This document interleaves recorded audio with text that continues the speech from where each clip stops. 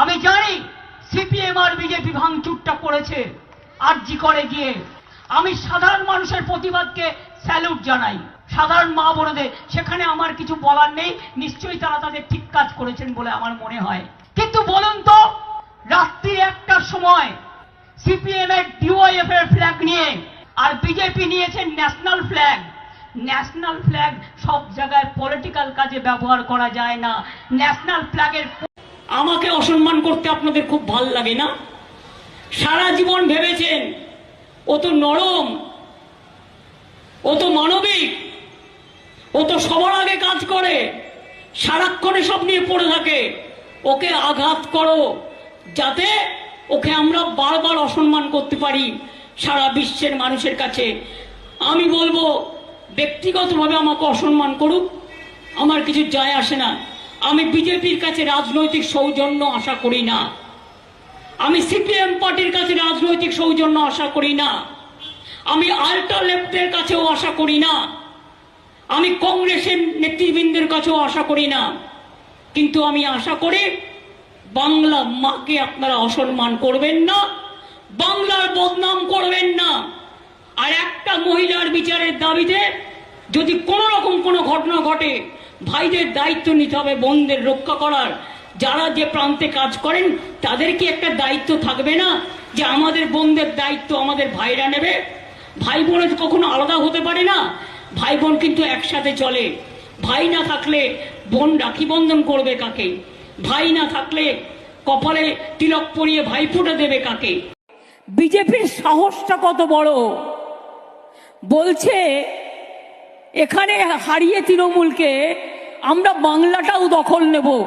আমি বলেছি কোনো দিন পারবি না বাংলা দখল নিতে, আর দিল্লিটা এবার আমরা দখল নেব।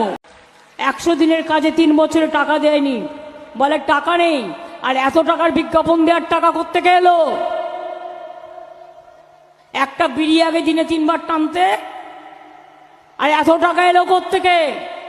একটা কানমুলে ছবিটা রেখে দেবেন, না পারবে কাউকে দেখাতে, না পারবে আপনাকে আপনার বিরুদ্ধে কেস করতে। বলে এমন মূর্খ যে তোর কানটাই আমি মুড়ে দিলাম, যা গর্দ শিক্ষিত দল। খালি মিথ্যে কথা। আমি কখনো দেখিনি দেশের একটা স্বরাষ্ট্রমন্ত্রী এত মিথ্যে কথা বলে। উইদাউট পারমিশনে 3 তলা 4 তলা 5 তলা তুলেই যাচ্ছে। কেন তাদের অ্যারেস্ট করছেন না? কেন ভেঙে দিচ্ছেন না? 2-1টাকে অ্যারেস্ট তো করুন, 2-1টা ভাঙুন। আমি বলবো স্টার্ট ফ্রম মাই হাউস। কেন আমি ইলিগাল জিনিসকে আমি অ্যালাউ করবো? যেই হোক, কোনো এমএলএ এমপি মিনিস্টার থেকে শুরু করে পুলিশ অফিসার, জেলা এসডিও ডিএম থেকে শুরু করে আইসি থেকে শুরু করে, এগুলো অনেক হয়েছে, আর করবেন না প্লিজ। আমি একটা রাজ্যের রেভিনিউ পাই, সেখান থেকে সেন্ট্রাল গভর্নমেন্ট টাকা দেয় না।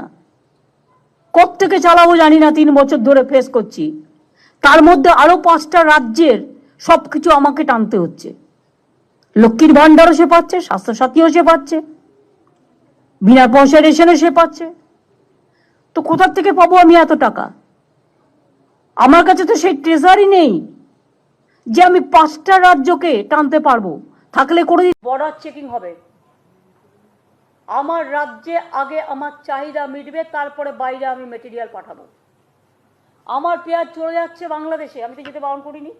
আমার পোষাবে তারপরে তো আপনি দেবেন। নাসিক থেকে নিক, কোনো অসুবিধা নেই, ওই নাসিকে পেঁয়াজ বেশি হয়। আমার পেঁয়াজ এখানে বিক্রি না করে মুনাফাখোররা চলে নিয়ে যাচ্ছে অন্য দেশে, আর আমার রাজ্য কেন সাফার করবে? এটা কি আমার দায়িত্ব দেখার?